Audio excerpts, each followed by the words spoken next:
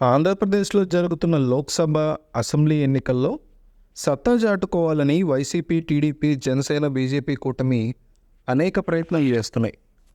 మరోసారి అధికారాన్ని సొంతం చేసుకోవాలని వైసీపీ ప్రయత్నిస్తోంది. జగన్ని ఇంటికి సాగనంపుతామని మాజీ ముఖ్యమంత్రి, టీడీపీ చీఫ్ నారా చంద్రబాబు నాయుడు, జనసేన అధినేత పవన్ కళ్యాణ్ ప్రతి బహిరంగ సభలో చెప్తున్నారు.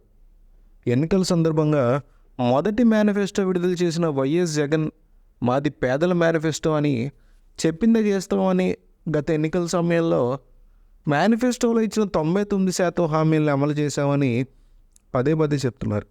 99% హామీల్ని అమలు చేస్తే మిగిలిన 1% హామీ ఏమైందని, మీరు పేదలకు చేసింది ఏమీ లేదని, ఆంధ్రప్రదేశ్ని సర్వనాశనం చేశారని ప్రతిపక్షాలు సీఎం జగన్తో పాటు వైసీపీ నాయకుల మీద మండిపడుతున్నాయి. గత మంగళవారం టీడీపీ, జనసేన, బీజేపీ కూటమి ఉమ్మడి మేనిఫెస్టోని మాజీ సీఎం నారా చంద్రబాబు నాయుడు, పవన్ కళ్యాణ్ విడుదల చేశారు. ఇదే సమయంలో చంద్రబాబు నాయుడు పలు హామీలు ప్రకటించారు. తాము అధికారంలోకి వచ్చిన వెంటనే తాము ఇచ్చిన హామీలను అమలు చేస్తామని చంద్రబాబు, పవన్ కళ్యాణ్ ప్రకటించారు. అయితే ఆ సమావేశంలోనే వేదిక మీద ఆంధ్రప్రదేశ్కి చెందిన బీజేపీ నాయకులు ఎవరూ కనిపించలేదు. ఇదే విషయాన్ని అస్త్రంగా చేసుకున్న వైసీపీ నాయకులు టీడీపీ, జనసేన, బీజేపీ కూటమి మీద విమర్శలు గుప్పిస్తున్నారు. ఆంధ్రప్రదేశ్లో కూటమి మేనిఫెస్టో మీద వైసీపీ సీనియర్ నాయకుడు, మంత్రి పెద్దిరెడ్డి రామచంద్రారెడ్డి పొంగనూరు నియోజకవర్గంలో జరిగిన బహిరంగ సభలో విరుచుకుపడ్డారు. కూటమి మేనిఫెస్టోలో బీజేపీకి చెందిన నాయకుల ఫోటోలు ఒకటైనా ఉందా అని మంత్రి పెద్దిరెడ్డి రామచంద్రారెడ్డి టీడీపీ, జనసేన నాయకులను ప్రశ్నించారు.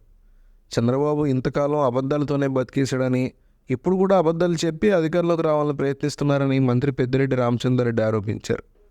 ఎన్డీఏ కూటమి మేనిఫెస్టోని ప్రజలు నమ్మట్లేదని మంత్రి పెద్దిరెడ్డి రామచంద్రారెడ్డి వ్యంగ్యంగా అన్నారు. గతంలో వైసీపీ విడుదల చేసిన మేనిఫెస్టోలో ఇచ్చిన హామీని సీఎం జగన్ నెరవేర్చారని మంత్రి పెద్దిరెడ్డి అన్నారు. ఇప్పుడు విడుదల చేసిన వైసీపీ మేనిఫెస్టోల్ని హామీలన్నీ నెరవేర్చుతామని పెద్దిరెడ్డి అన్నారు. ఆంధ్రప్రదేశ్లో మరోసారి వైసీపీ అధికారంలోకి వస్తుందని, అందులో ఎలాంటి సందేహం లేదని మంత్రి పెద్దిరెడ్డి రామచంద్రారెడ్డి ధీమా వ్యక్తం చేశారు. పొంగనూరు నియోజకవర్గంతో పాటు ఉమ్మడి చిత్తూరు జిల్లాలోని పలు నియోజకవర్గాల్లో సంచరిస్తున్న పెద్దిరెడ్డి రామచంద్రారెడ్డి మాజీ సీఎం చంద్రబాబును లక్ష్యంగా చేసుకుని పలు ఆరోపణలు గుప్పించారు.